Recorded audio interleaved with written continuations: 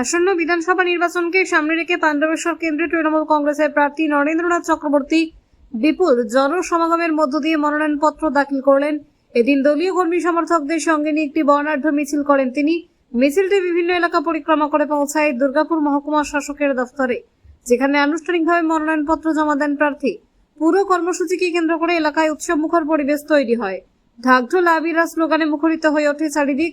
দলীয় কর্মী সমর্থকদের ব্যাপক উপস্থিতি এবং উচ্ছ্বাস নজর কাড়ে সকলের। রাজনৈতিক মহলের মতে এই জনসমাগম আসন্ন নির্বাচনে তৃণমূলের শক্তি প্রদর্শনের ইঙ্গিত দিচ্ছে। এখন নজর শুধু ভোটের ফলাফলের দিকে।